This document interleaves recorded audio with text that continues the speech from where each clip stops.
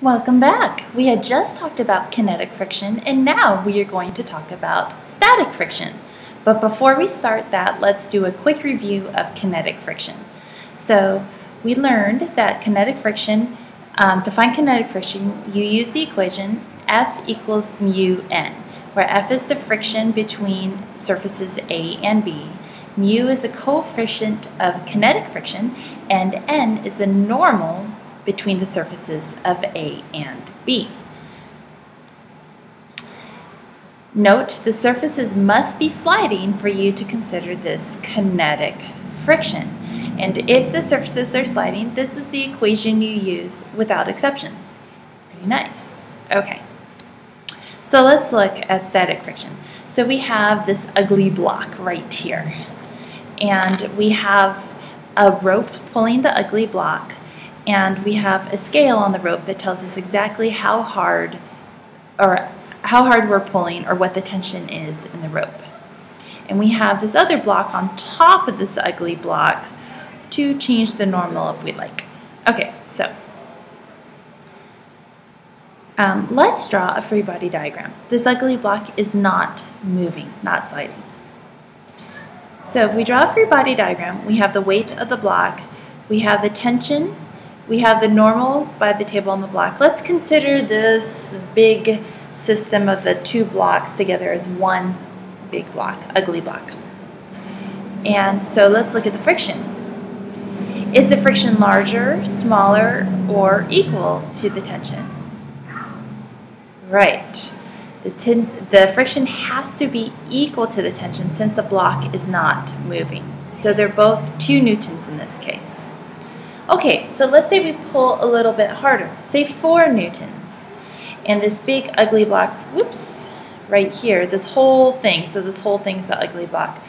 If we draw a free body diagram, if the block still is not moving, the friction is always equal to the tension in this case because the block isn't moving. So the harder we pull and the block still does not move, the friction becomes larger. In both cases, there's static friction, and it's the same surfaces in contact. It's still the ugly block in contact with the ground or the table. So, all right, so we pull even harder. And so in this case, we're pulling even harder, and the block still isn't moving.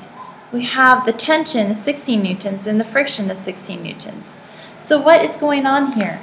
The friction changes for static friction, or it depends on the situation. Now, if I pull just a little bit harder, then we overcome static friction, and suddenly we have an acceleration. Have you ever just tried to push something very, very heavy, and you push, push, push, and it's so hard to push, and once you get it going, you're like, oh, I can move it.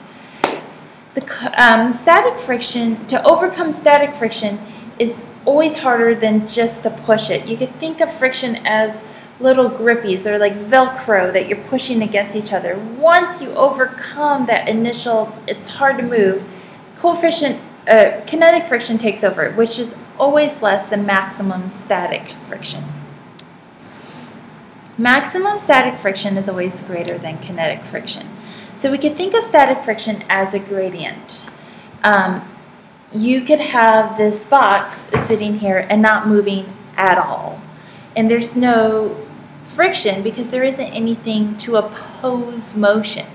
But as soon as I push it a little bit, there's some friction between the box and my hand because it's opposing the push by my finger. Okay. So static friction could go anywhere between 0 newtons and maximum, which is mu n. And this mu that we use in this case is static friction, coefficient of static friction. So static friction could be anywhere in this range depending upon the situation. Kinetic friction, on the other hand, is always mu n, no matter what. And this kinetic friction is always less than this maximum static friction. So the key here is that if you're sliding, you use friction equals mu n. If you're not sliding, if you're static, if the surfaces are not sliding, you have to use your free body diagram. No matter what, you have to use your free body diagram to figure out what your coefficient of static friction is, or to solve for your static friction. Okay, so again, it's always this value for kinetic friction, and for static friction, it's dependent on the situation. Okay, there is a maximum value of static friction that depends on the surfaces and the normal. The maximum force is given by mu n. The static force adjusts to the demands on the object, and we typically use Newton's second law, which means drawing a free body diagram, to find the value of the static frictional force. Okay, thank you. That is it for today.